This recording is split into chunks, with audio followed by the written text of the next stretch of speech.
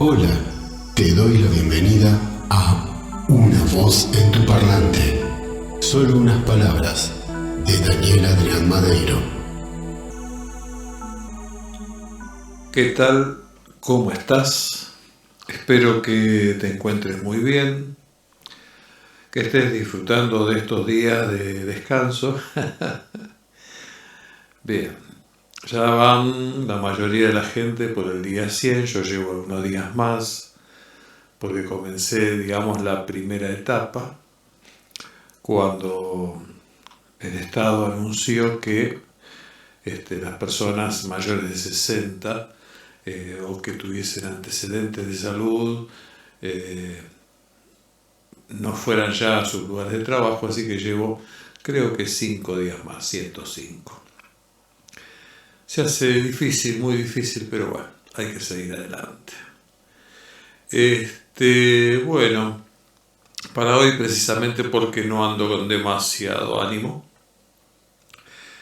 sencillamente quiero comentarle dos cositas que breves, en realidad, que encontré a través de amigas del Facebook.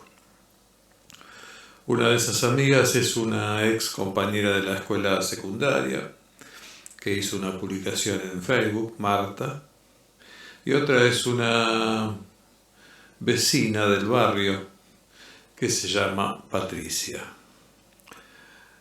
Respecto de la publicación de Marta, es muy interesante y casi diría que esa publicación es doblemente muy interesante. ¿Por qué? Porque se trata de la publicación realizada en febrero del 2014 de la revista Muy Interesante, precisamente, que dice la pandemia que viene, los brotes de nuevas enfermedades que podrían poner en peligro al mundo. ¿Estamos preparados? Bueno, y en su cuerpo central está el detalle de todas las cuestiones estas justamente vinculadas a el coronavirus, lo que hoy llamamos el coronavirus. Van explicando, incluso si ustedes ponen en YouTube, buscan revista Muy Interesante febrero 2014, van a encontrar un video, por lo menos uno seguro, de algo más de 8 minutos, donde precisamente va leyendo o relatando el contenido de esta nota en el año 2000, que en el año 2014 apareció en esta revista tan conocida y tan buena, porque yo la he comprado algunas veces y está muy buena, muy interesante. Bien, comenta así, entre otras cosas, que bueno, los murciélagos son fuente de muchos virus y de mucho COVID, digamos, y que comenzó ya en 2012 a través del contagio de un comerciante árabe que después de 12 días de internado, ya venía con una semana más o menos de fiebre y demás, muere. Y en esa época también se enfermaron en total 120 y pico de personas, de las cuales murieron 50 y algo. Con esto lo que relata sencillamente la revista Muy Interesante del 2014 es que bueno, que se viene una pandemia y que sería importante que las autoridades estudien bien y profundamente todo lo vinculado muy en particular a los murciélagos, ya que estos son portadores de justamente esa categoría, llamémosla así, perdonen mi ignorancia, de virus. Así que se los recomiendo, está interesante sinceramente leer ese comentario. Por otra parte, y antes de ir a la lectura de un texto de otra amiga del Facebook, esta otra será Patricia, les comento que lo que voy a leerles, quizá tenga alguna vinculación con lo que se llama o se conoce como el experimento de la cárcel de Stanford. Este experimento es un estudio psicológico acerca de la influencia de un ambiente externo en la vida, en la prisión, que fue llevado a cabo en el año 1971 por un equipo de investigación que estaba liderado por Philip Zimbardo de la Universidad de Stanford. Este estudio fue subvencionado por la Armada de los Estados Unidos, que quería buscar explicaciones a los conflictos que llevaba dentro de sus propias prisiones, y bueno, y así poder solucionarlo o ver algunas alternativas superadoras. Básicamente se trata de que, abonándoles en ese momento, en el año 71, $15 diarios de paga a los que participaran, un equivalente a $100 de hoy, calculo más o menos. La idea era que se hizo una oferta en los diarios para que se presentaran personas para este fin, y en total se presentaron creo que 24, ahora no encuentro el dato, pero bueno, creo que fueron 24 en total, sí, 24 los que se presentaron y se eligieron a los más saludables y estables psicológicamente, todos blancos, todos jóvenes y todos de clase media.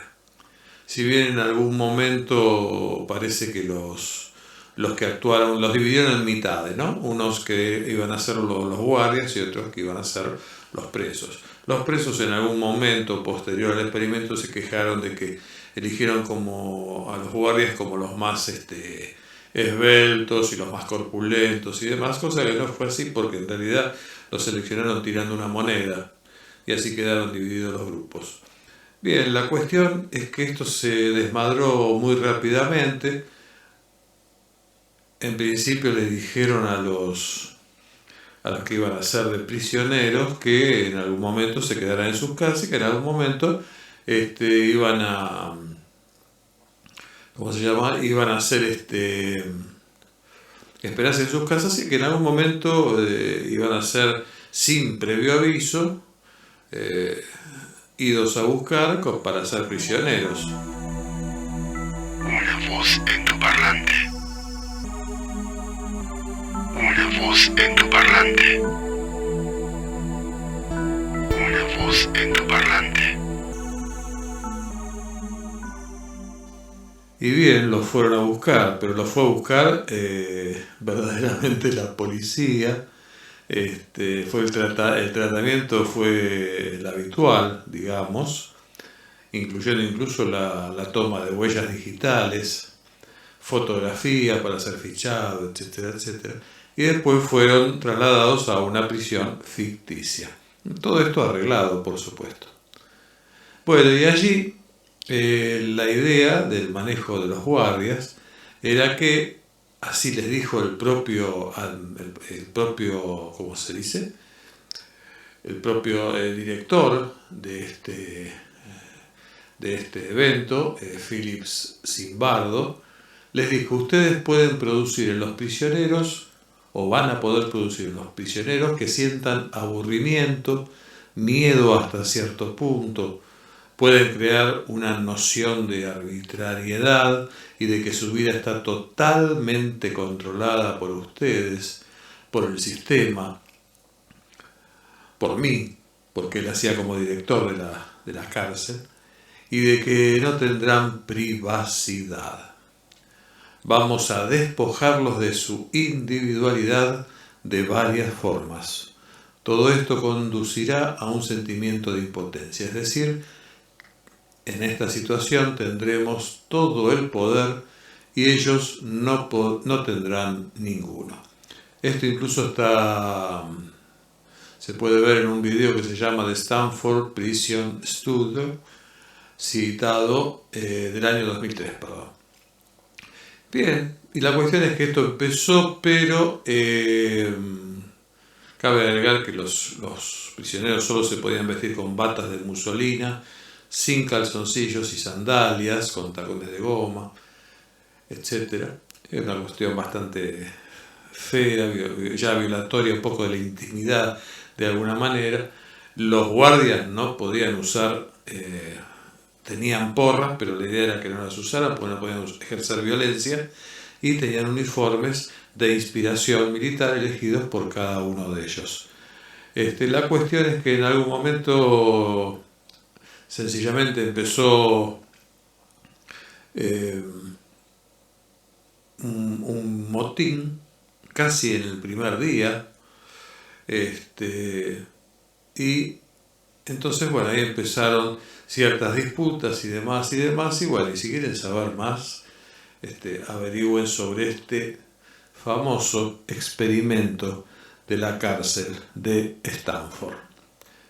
Bien, y dije esto porque para mí tiene alguna vinculación con lo que les voy a leer ahora de la amiga del Facebook, Patricia, y que se trata de también algo que es un experimento que yo lo leí donde está ella, también lo encontré en Taringa, en una nota de Taringa. No sé el origen, no sé si es verdad, pero bueno, Taringa parece aportar un dato más que no está en el escrito de ella, y que es el lugar en donde se llevó a cabo este experimento. Y dice así: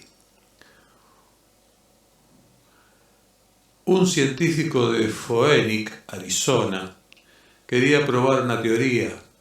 Necesitaba un voluntario que llegase hasta las últimas consecuencias.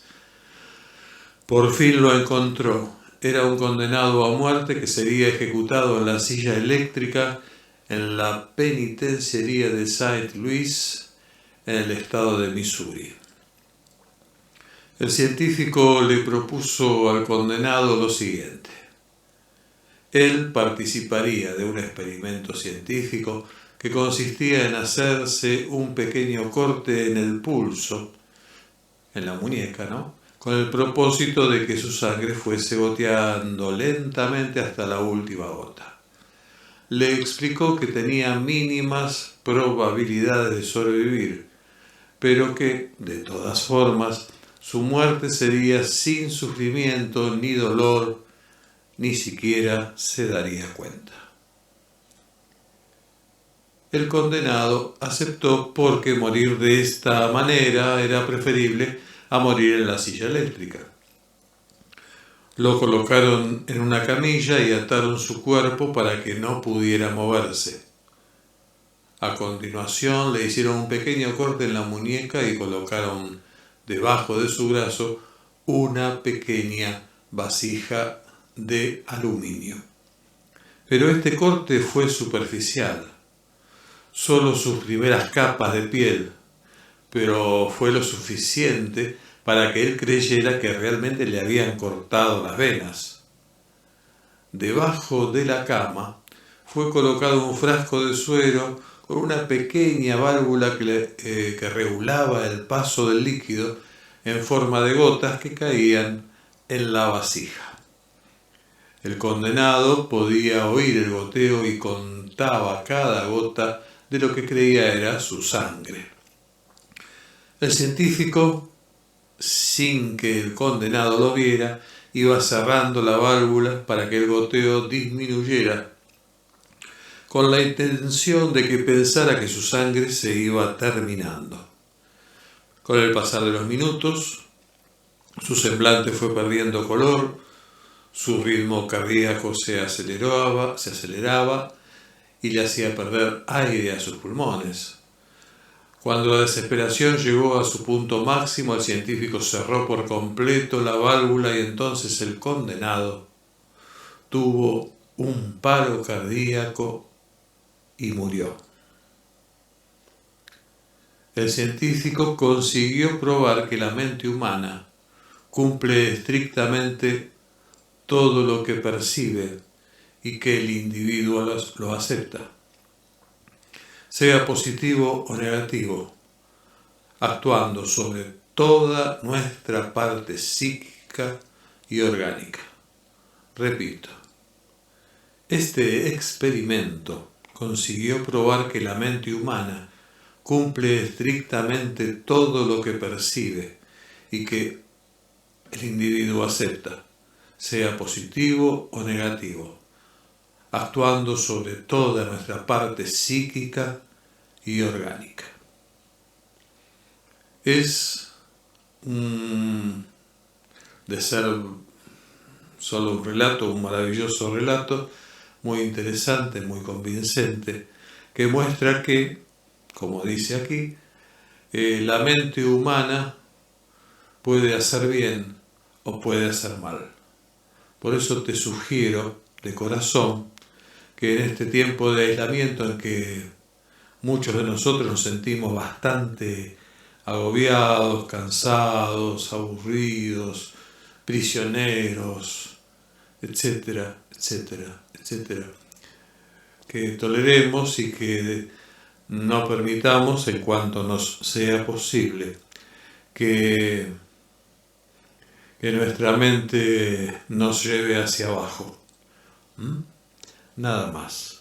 Eso era todo lo que tenía hoy para decirte. Te deseo lo mejor. Cuídate y cuida a tus seres amados. Nunca te olvides que sos una persona muy, pero muy valiosa. Nada más. Que Dios te bendiga. Chao. Gracias por tu visita. Una voz en tu parlante. Te espero en la próxima.